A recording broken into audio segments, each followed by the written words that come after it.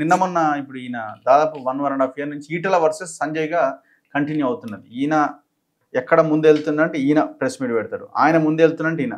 ఇప్పుడు కాళేశ్వరం మీద ఒక హాట్ డిస్కషన్ నడుస్తున్నది. ఈ పర్టికులర్ అంటే ఇద్దరు బీసీలే, మళ్ళీ ఓకే ఇద్దరు బీసీలే, ఇద్దరు టాప్ మోస్ట్ లీడర్లే, ఇద్దరు మంచి పొజిషన్లో ఉండాల్సిన వాళ్ళే. ఒకవేళ బీజేపీ అధికారంలోకి వస్తే ఎవరో ఒకరు ముఖ్యమంత్రి అయ్యే పొజిషన్లో ఉన్న నాయకులే బీసీని ముఖ్యమంత్రి చేద్దామని అనుకుంటే, మరి ఏంది వీళ్ళు కూడా అసలు సఖ్యతగా లేరు. ఇప్పుడు ఫస్ట్ టైం ఒక జాతీయ పార్టీ ఎలక్షన్స్ కి ముందే మేము సీఎంని బీసీని సీఎం చేస్తా అని ప్రకటించింది.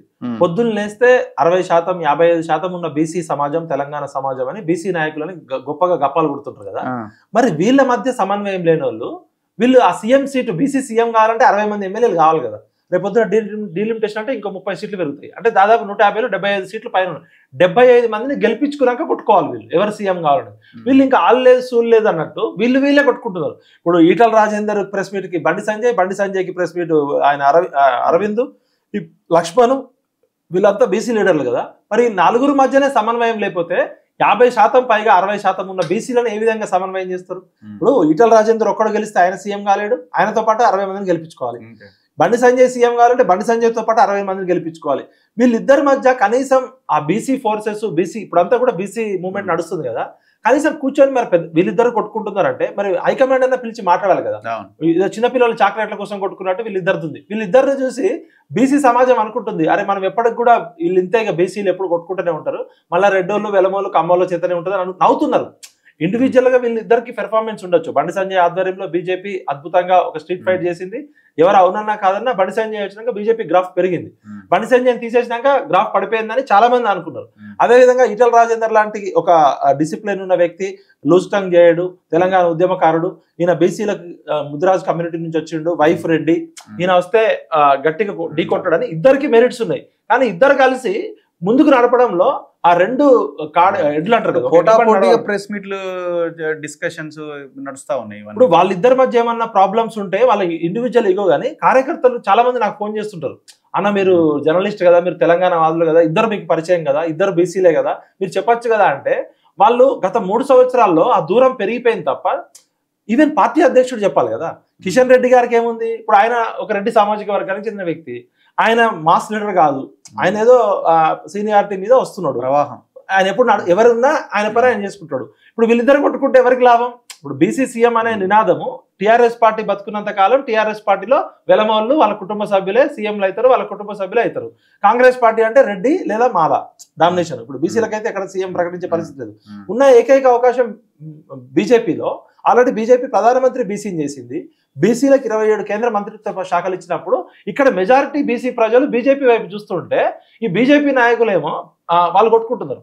ఇప్పుడు వాళ్ళు ఎట్లున్నారంటే రోజు రోజుకి నేను గెలవకపోయినా సరే వాడు మాత్రం ఓడిపోవాలి. వీళ్ళు 60 మందిని గెలిపించడానికి పనిచేయట్లే.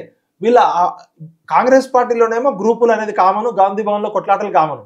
ఈ బీజేపీ శ్యామప్రకాశ్ ముఖర్జీ ఆఫీస్లో వాళ్ళు కార్పెట్ బాంబ్స్ అంటారు, చూడడానికి కార్పెట్ మెత్తగా ఉంటుంది, ఎప్పుడు ఏ బాంబు వెళ్తుందో తెలియదు.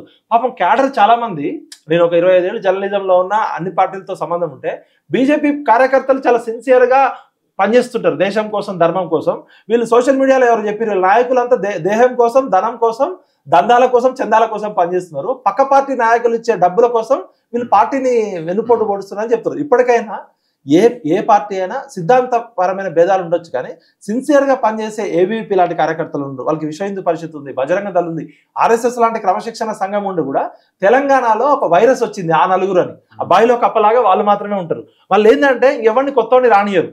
ఇంతకుముందు జిల్లాల నుంచి ఎవరైనా నాయకుడు వస్తే ఆ సిటీలో ఉన్న నాయకులు ఆ నలుగురు మనం ఎట్టి పరిస్థితిలో కొత్తవాడిని, నాగం జనార్దన్ రెడ్డి సీనియర్ లీడర్ ఆగమైండు, ఇంకా పెద్ద పెద్ద నాయకులు ఆ నలుగురు అటు, ఈ ఇద్దరు ఇటు తన్నుకుంటున్నారు. ఆ నలుగురు అంటే వీళ్ళు తన్నుకోవడానికి ఇంకో కొత్త గ్రూప్ తయారు చేసినట్టుంది. ఇప్పుడు ఈటల రాజేందర్ గారు ఆయన ఇండివిజువల్ గా పెర్ఫార్మెన్స్ ఉంది, మెరిట్ ఉంది. బీసీ లీడర్షిప్ లో ఆయనకు అవకాశం ఇస్తే చాలా మంది పనిచేయడానికి రెడీ ఉన్నారు.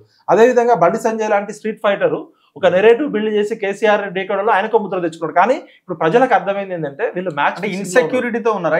100% నాకు పదవి రావాలి, ఆయనకు రావద్దు. ఇప్పుడు బీజేపీలో ఉన్న నాయకులు రాకపోయినా ఆయనకి అసలే రావద్దు. మీరు ఒక్క పేరు చెప్పండి, బీజేపీలో మొత్తం తెలంగాణ సమాజాన్ని మేల్కొల్పి తెలంగాణ మొత్తానికి నీ నాయకుడిని అనే విధంగా పార్టీ నడవట్లే. నా సీటు బాగుంటే చాలు, నా శత్రువు ఓడిపోవాలి. బీజేపీలోనే అసలు గ్రూపులు ఎక్కువ. ఆ శత్రువు అవతలలోడు కాదు, ఈ పార్టీలో ఉన్న అంతర్గత శత్రువులే. అంటున్నా. ఈ కాంగ్రెస్ లోనేమో గ్రూపులు తెలిసిపోతాయి. వాళ్ళు ఓపెన్ గానే దాన్ని ఇది అనుకుంటారు. 4 నాయకులు ఉంటే 40 మంది గ్రూపులు ఉన్నారు అంటున్నారు. బీజేపీ కార్యకర్తలు, బీజేపీ నమ్ముకున్న వాళ్ళు, హిందుత్వవాదులు నవ్వుతున్నారు వీళ్ళని చూసి. మరి ఆర్ఎస్ఎస్ లాంటి క్రమశిక్షణ గల సంఘము ఇట్లాంటి చెత్త వైరస్ ని ఎందుకు ఎంకరేజ్ చేస్తుందో తెలియట్లేదు. చాలా మంది వేలు పెడతారు. అన్న మీరన్నా చెప్ప, ఇక్కడ ఖచ్చితంగా మ్యాచ్ ఫిక్సింగ్ ఉంది. రూపాయి గతి లేని వాళ్ళు రాజకీయ నాయకులు అయినాక కోట్ల రూపాయలకు వెళ్తున్నారు. ఇవాళ బీజేపీలో సిన్సియర్ గా చాప మీద పడుకొని ఆర్ఎస్ఎస్ లాగా పనిచేసే కార్యకర్తలు కూడా ఒక్కసారి పదవి రాగానే 100,000 కోట్లకు వెళ్తున్నారంటే ఇవాళ బీజేపీ పార్టీని వైరస్ అనేది మింగేసింది. టిఆర్ఎస్ లో ఉన్న వాళ్ళు, కాంగ్రెస్ లో ఉన్న వాళ్ళు బీజేపీని వాడుకుంటున్నారు. ఒక గతంలో ఉన్న కేసీఆర్ కి కోవట్లుగా పనిచేసిన బీజేపీ నాయకులు అందరికీ తెలుసు. ఇప్పుడున్న రేవంత్ రెడ్డికి కోవట్లుగా పనిచేసిన వాళ్ళు కూడా తెలుసు అందరికీ. మరో ముఖ్యమైన అంశము